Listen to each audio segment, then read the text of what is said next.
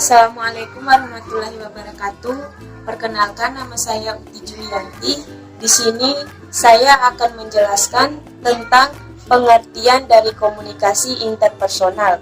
Komunikasi interpersonal sering disebut juga dengan komunikasi antarpersonal atau komunikasi antar individu. Komunikasi interpersonal merupakan komunikasi yang dilakukan oleh individu untuk saling bertukar gagasan ataupun pemikiran kepada individu lain. Adapun pengertian komunikasi interpersonal menurut salah satu ahli, yaitu Joseph E. DeVito tahun 2013. Beliau mengatakan bahwa komunikasi interpersonal merupakan interaksi verbal atau nonverbal antara dua atau kadang-kadang lebih dari dua orang yang saling bergantung satu sama lain. Assalamualaikum warahmatullahi wabarakatuh. Nama saya Alamsyah Purnomo Putro. Di sini saya akan menjelaskan elemen-elemen yang ada di dalam komunikasi interpersonal. Yang pertama yaitu sumber. Komunikasi interpersonal melibatkan paling tidak dua orang, di mana masing-masing pihak dapat berperan sebagai sumber, yakni membentuk dan mengirimkan pesan dan juga berperan sebagai penerima.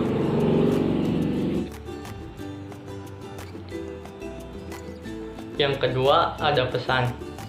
Pesan merupakan sinyal yang dipandang sebagai stimulasi bagi penerima pesan dan diterima oleh salah satu indera manusia atau kombinasi dan beberapa indera manusia. Dengan kata lain, dalam komunikasi tatap muka, kita mengirim dan menerima pesan melalui 5 panca indera yang kita miliki. Yang ketiga, ada encoding, decoding. Yang dimaksud dengan encoding adalah tindakan memproduksi pesan seperti menulis dan berbicara. Sementara itu decoding, dimaksud dengan decoding adalah tindakan memahami pesan seperti mendengar atau membaca. Yang keempat, ada media. Yang dimaksud dengan media adalah media yang digunakan untuk menyampaikan pesan yang menghubungkan sumber dan penerima. Dalam komunikasi tatap muka, kita mengirim dan menerima pesan melalui 5 panca indera yang kita miliki. Assalamualaikum warahmatullahi wabarakatuh. Sebelumnya saya memperkenalkan diri, nama saya Muhammad Ivanul Iksan, NIP 2008075. Saya di sini akan melanjutkan penjelasan mengenai elemen-elemen komunikasi interpersonal yang sebelumnya telah dibacakan oleh rekan saya Alamsyah Purnomo Putro. Yang selanjutnya yaitu gangguan atau noise. Gangguan atau noise yaitu segala sesuatu yang dapat menghambat pada saat penerimaan suatu pesan. Gangguan ini terbagi menjadi beberapa gangguan, yaitu gangguan simatik, gangguan fisiologis, gangguan intelektual, gangguan lingkungan, maupun gangguan psikologis. Selanjutnya yaitu umpan balik. Umpan balik itu sendiri yaitu respon pesan ataupun informasi yang diberikan oleh komunikator, dapat berupa bentuk verbal, perkataan dan tulisan, maupun nonverbal dalam bentuk bahasa tubuh, ekspresi, ataupun emosi tertentu.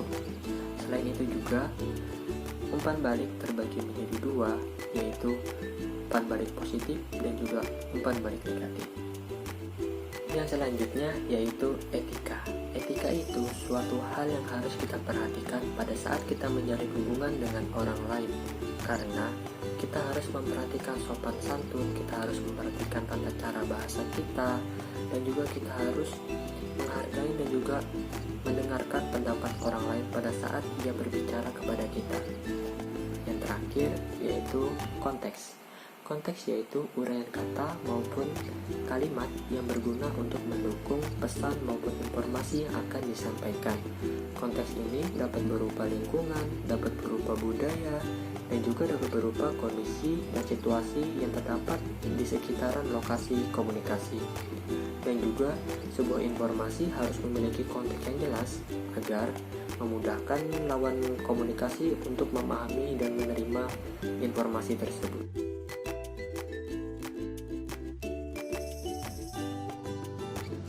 Assalamualaikum warahmatullahi wabarakatuh. Perkenalkan, nama saya Triana Putri Rizka Jumar, nomor NIT 2008035. Berikut adalah sifat komunikasi interpersonal menurut Joseph Adevito 2013. Yang pertama, komunikasi interpersonal melibatkan dua individu maupun lebih yang saling bergantung.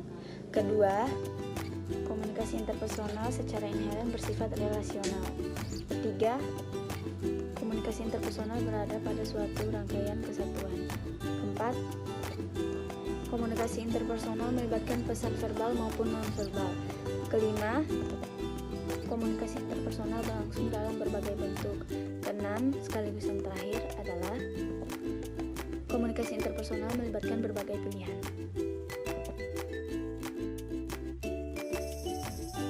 Saya Renaldi Yuda akan membahas tentang tips meningkatkan kemampuan komunikasi interpersonal. Komunikasi interpersonal adalah komunikasi yang terjadi antara dua orang atau lebih.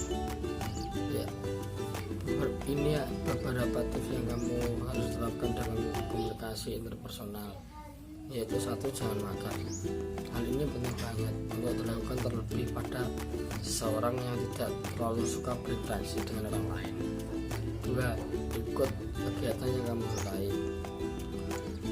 Untuk bisa aktif berkegiatan, kamu tidak perlu memaksakan ikut pada setiap organisasi atau forum. 3. Ajak teman dekat. Jika memungkinkan, ajak teman dekat untuk bisa terlibat pada kegiatan yang kamu ikuti. Meskipun begitu, jangan terlalu bergantung dengannya. 4. Sering memuji.